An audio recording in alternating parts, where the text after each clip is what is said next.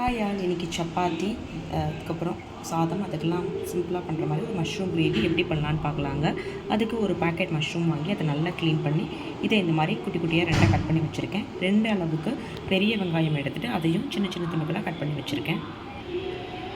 இப்போ அரைக்கிறதுக்கு என்ன தேவைன்னு பார்த்துடலாங்க.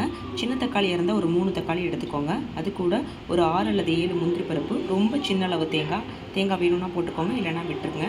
சின்ன ஒரு மிளகாய் உங்கள் காரத்துக்கு ஏற்ற மாதிரி, ஒரு அரை டீஸ்பூன் அளவுக்கு மிளகு, ஒரு அரை டீஸ்பூன் அளவுக்கு ஜீரகம், ஒரு அரை டீஸ்பூன் அளவுக்கு பெருஞ்சீரகம், அது போக 3 கிராம்பு, ஒரு பட்டை சின்ன அளவுக்கு, ஏலக்காய் இருந்துச்சுன்னா ஒரு 2 துண்டு ஏலக்காய்.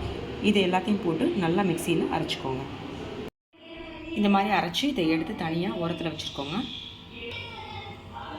இந்த மாதிரி ஏதாவது ஒரு பேன் எடுத்துக்கோங்க. அதில் கொஞ்சோண்டு எண்ணெய் விட்டு மஷ்ரூமை லைட்டாக நல்லா வதக்கி வச்சுக்கோங்க. இது எதுக்கு பண்ணுறோம் அப்படின்னா, அந்த மாதிரி பண்ணுறப்போ மஷ்ரூமில் நல்லா அந்த மசாலா பிளெண்ட் ஆகி டேஸ்ட் ரொம்ப நல்லாயிருக்குங்க. டைரெக்டாக நீங்கள் போடுறப்ப இந்த மாதிரி ட்ரை பண்ணி பாருங்கள்.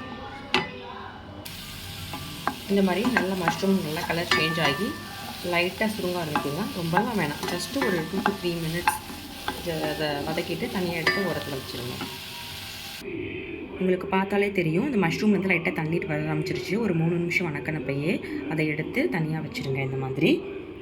இப்போ அதே பாத்திரத்தில் எண்ணெய் ஊற்றி வெறும் பிரிஞ்சி இலை இருந்துச்சுன்னா அது மட்டும் போட்டு வெங்காயம் போட்டு உப்பு போட்டு நல்லா வதக்க ஆரம்பிச்சிருங்க.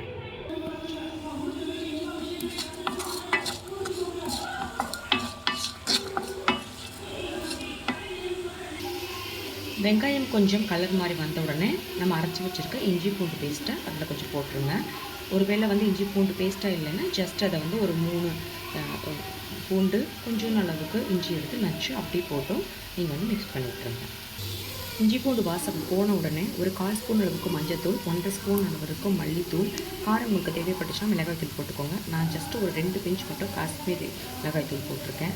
அது கூட கரம் மசாலா 1 ஸ்பூன், இது மட்டும் போட்டுட்டு இதை நல்லா ஜஸ்ட்டு இந்த வெங்காயத்து கூட மிக்ஸ் ஆகிறதுக்கு நல்லா வதக்கி விட்டுக்கோங்க.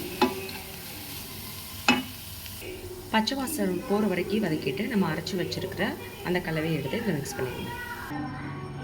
இந்த மாதிரி ஊற்றிட்டு நான் ஜஸ்ட்டு அதை வாஷ் பண்ணி அந்த தண்ணி மட்டும் தாங்க ஊற்றிருக்கேன். ஏன்னா மஷ்ரூமில் வேறு தண்ணி வரும். உங்களுக்கு இந்த கிரேவி கொஞ்சம் செமி கிரேவி கன்சிஸ்டன்சி இருந்தால் தான் நல்லாயிருக்கும்.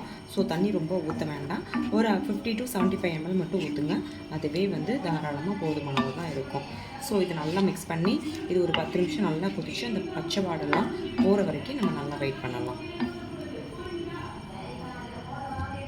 கிரேவி நல்லா கொதிச்சு ரெடி ஆகிடுச்சுங்க. இந்த ஸ்டேஜில் நான் ஜஸ்ட்டு வதக்கி வச்சுருந்தேன் அந்த மஷ்ரூம் எடுத்து இதில் போட்டுட்டு ஜஸ்ட் ஒரு 5 minutes மட்டும் கொதிக்க வச்சு அப்படியே ஆஃப் பண்ணிடுங்க.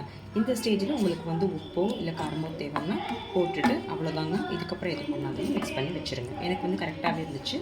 உங்களுக்கு என்ன ஏதாவது குறையாக இருந்துச்சுன்னா அதை போட்டுட்டு சிம்மில் ஒரு ஜஸ்ட்டு 5 minutes இந்த மசாலா கூட மஷ்ரூம் மிக்ஸ் ஆகிற வரைக்கும் வெயிட் பண்ணுங்கள். 5 to 7 minutes அவ்வளோதாங்க. நான் ஒரு 6 minutes கழிச்சு பார்த்தேன். நல்லா மஷ்ரூமும் நல்லா வெந்துருச்சு. இந்த ஸ்டேஜில் அடுப்பை சிம்மில் வச்சுட்டு நீங்கள் மல்லிச்செடி அல்லைன்னா உங்கள்கிட்ட இந்த வெந்தய இலை அந்த சொல்லுவாங்களா அந்த இது இருந்தாலும் நீங்கள் போட்டுட்டு ஜஸ்ட்டு இறக்கி விட்டுருங்க. டேஸ்ட் ரொம்ப சூப்பராக இருக்கும். இது நீங்கள் ரைஸ்க்கும் மேலே ஊற்றி சாப்பிட்டாலும் நல்லாயிருக்கும். சப்பாத்திக்கு ரொம்ப அல்டிமேட்டாக இருக்கும். தோசைக்கும் ட்ரை பண்ணி பார்க்கலாம். சமைச்சு பார்த்துட்டு எப்படி இருந்துச்சுன்னு மறக்காமல் சொல்லுங்கள். இந்த மாதிரி ரொம்ப வித்தியாசமான சமையல் குறிப்புகள், பியூட்டி டிப்ஸ் வேணும் அப்படின்னா உங்கள் நலன் அப்படிங்கிற என்னோடய சேனலை மறக்காமல் லைக் பண்ணுங்கள், சப்ஸ்கிரைப் பண்ணுங்கள், உங்களுக்கு தெரிஞ்சவங்களுக்கு ஷேர் பண்ணுங்கள். Thank you all.